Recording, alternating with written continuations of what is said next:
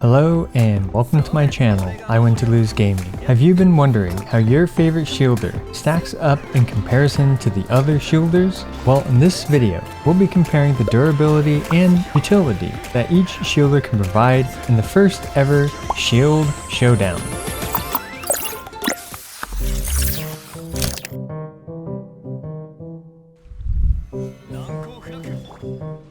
But really quick, it's time to pay some bills, and you've probably never seen them sponsor a video before, but it's Raid Shadow Legends.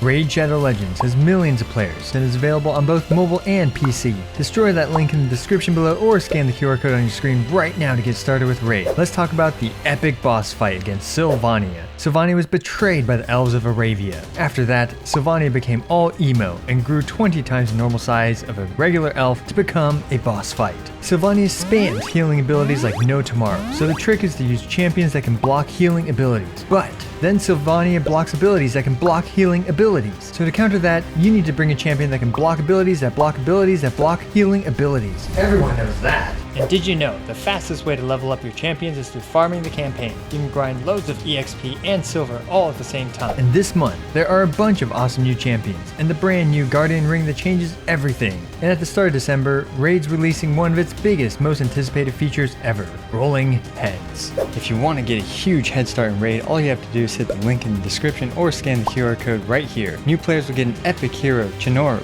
who is amazing in Doom Tower, 200,000 silver, 1 XP boost, 1 energy refill, and 1 ancient shard so you can summon an awesome champion as soon as you get in game. You will find your rewards here in your inbox for the next 30 days only. I wanted to thank all of you for your support and Raid Shadow Legends for sponsoring this video. So there are actually a lot of shield characters, and ones that may not be apparent at first sight. Let's list them all really quick. We have Zhongli, Thoma, Xinyan, Noelle, Diona, Constellation 4 Yanfei, Constellation 1 Beidou, and Constellation 4 Kaya, and actually every single Claymore character with the bell, but I'm not really going to count that. Now in this video, I did some in-game testing for the following characters: Zhongli, Thoma, Xinyan, Noelle, Diona, and Constellation 4 Yanfei. But do not worry my Beidou and Kaya fans, because I still did the math for them and we'll go over that later. Anyway, for these tests, we'll focus on a couple different applications. The first application is against Dvalin's Stinky Breath, and the second is against Child. Starting off with Dvalin.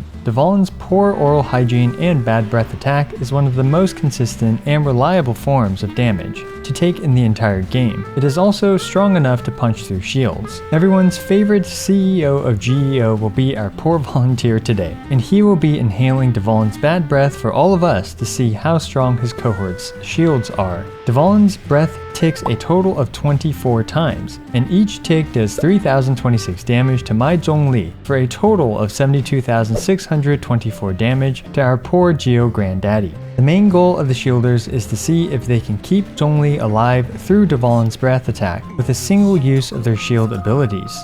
The second test is against everyone's favorite Tartaglia. The idea behind this test is to see how long can a shielder's entire kit protect you. This factors in cooldowns and other applications of a character's shield. Of course, Child has his own will and there's quite a bit of RNG that's involved here, but I still found this test interesting nonetheless. After these tests, I'll break down some more concrete math for these characters' shields and provide some additional insight on all of them. Now for some disclaimers. These tests were flawed by nature from a practical application perspective due to the RNG nature of Child. Not only this, but these tests were done with my characters and their builds, so varying degrees of optimized shield builds are taken into consideration here. The objective of this video isn't to say who is the best shielder necessarily, but to simply provide an idea of how their shields perform. And with all that out of the way, let's finally get started with the gold standard of all shields, Zhongli. Now my Zhongli has 55,377 hit points, with the tenacity of the Millilith and the fact that he is at talent level 12. This puts my Zhongli's shielding potential at 101.6% in comparison to a well-built shielding Constellation 6 Zhongli. Let's see if Zhongli with his own shield can survive Dvalin's rancid breath attack.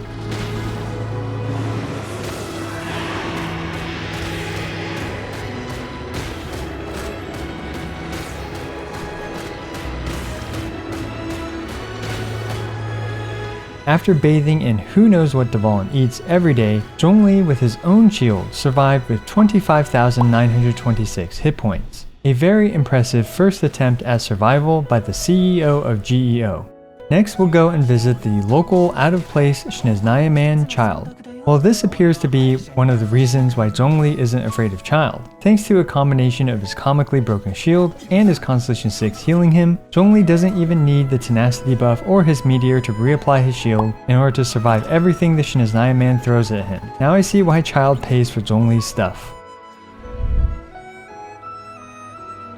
The next shielder that you're probably extremely curious about is Diona. How does Diona's Hold E stack up against Dvalin's poor oral hygiene? Remember, the goal here is to see if a single instance of shielding can protect our GEO CEO from Venti's pet.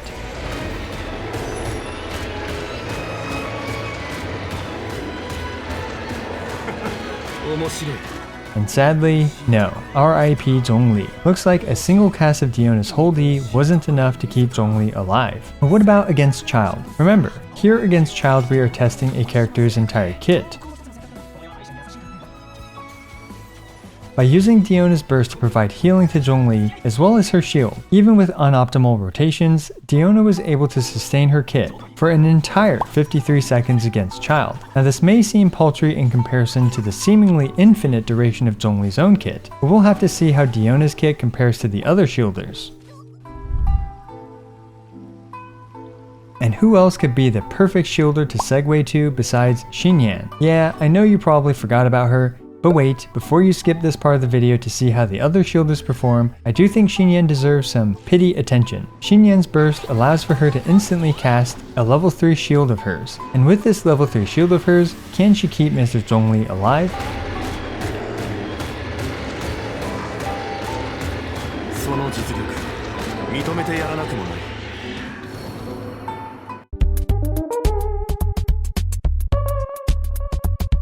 Sadly, she couldn't. Xinyan's rock music didn't translate to a rock-hard shield. And now we take Xinyan's performance to Child. Xinyan can first use her elemental skill to provide a shield to Zhongli. Then after that's depleted, she can use her elemental burst. Fortunately, Zhongli survived long enough for Xinyan to again use her elemental skill. However, despite her best efforts, Xinyan was only able to offer some level of protection for 24 seconds against the man-child. But wait, there's more. Noelle is the next shielder of interest. Can her enhanced Geo shields sweep the competition? Well, let's take her to clean up Dvalin's bad breath.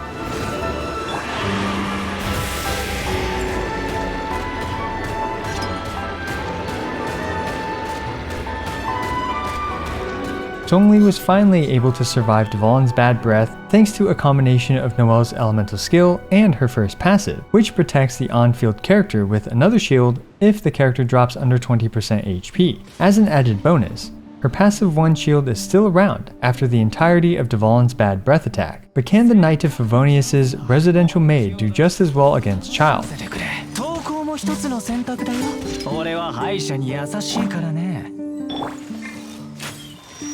Well, after Child spams his shield-busting Rain of Arrow attacks a couple of times, Noelle's shields crumble under the onslaught, and thus Noelle was able to offer 31 seconds of protection to Zhongli. Now I decided not to use Noelle's healing because it barely heals Zhongli's massive HP pool. And now who you've all been likely waiting for, the new boy toy on the block, Thoma. Thoma's cool flips and twirls are sure to melt anyone's heart, but how does his shield compare? Well, we first need to understand more about Thoma's shield. The burst version of his shield can stack up to 18 times or so, and in the best case scenario, Thoma can get 2 E's worth, once before and once during his burst. Anyway, let's try this out against Dvalin.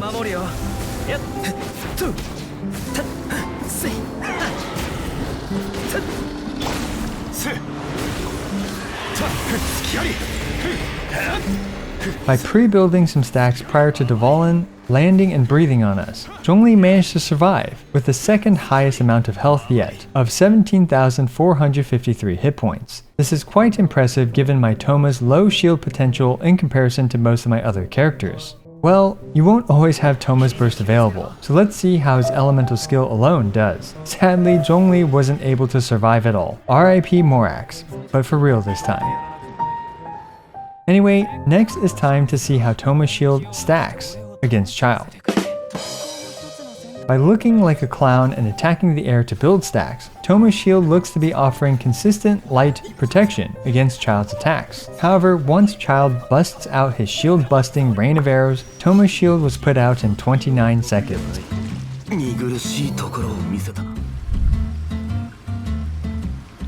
We have one last showcase really quick, and that is Constellation 4, Yanfei. In case you didn't know, by using her burst at Constellation 4, Yanfei offers a shield that provides 45% of her HP as a shield, can Zhongli with some legal help survive Dvalin's rancid breath.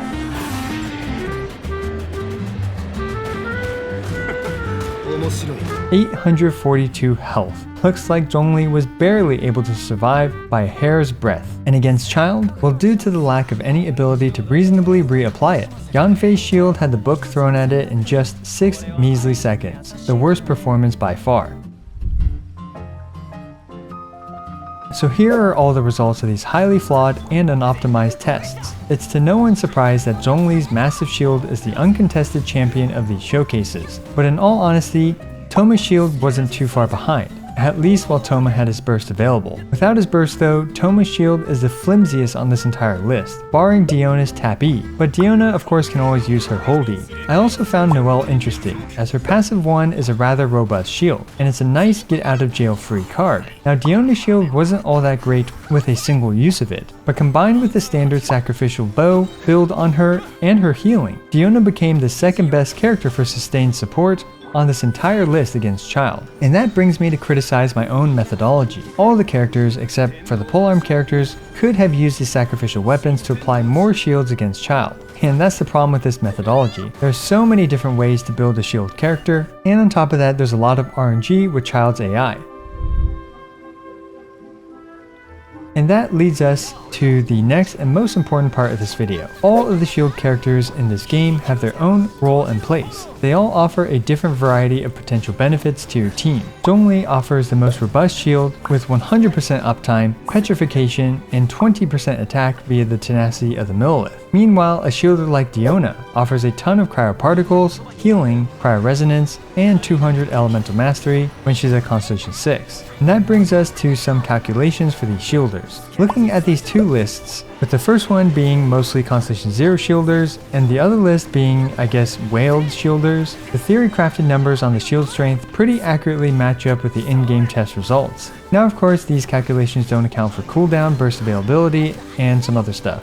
The sad reality of the shielding meta is that even though all the other shielders in the game can offer stuff that Zhongli doesn't, the clear, uncontested best shielder in the game is still Zhongli. Having 166% uptime on the most durable shield in the game while also providing universal resistance shred is simply untouchable by the other shielders. Let's not even talk about his meteor and petrification. Enemies in this game actually hit pretty hard, and barring Zhongli's comically durable shield, every other shield in the game gets punched through with relative ease. That's one of the main problems with a buffer whose buffs depend on their shield, like Xinyan, as you have to constantly dodge to maintain your buffs, and that completely defeats the purpose of a shield. Now, if I were to rank the shielders, I'd rank them as Zhongli being the only character that's close to a must build. Then, he's followed by Diona, being a great option for all the utility she provides. After that, I would say Beidou is the next best shielder for being a good sub DPS and not really a shielder. Toma is after that for being arguably the second best shield in the game, but really he kinda lacks utility outside of that. And finally, I can also lightly recommend Noelle for a really solid emergency shield as well as a bit of healing. As for the other shielders, Xinyan, Yanfei, and Kaya, I personally do not recommend building them for shielding purposes.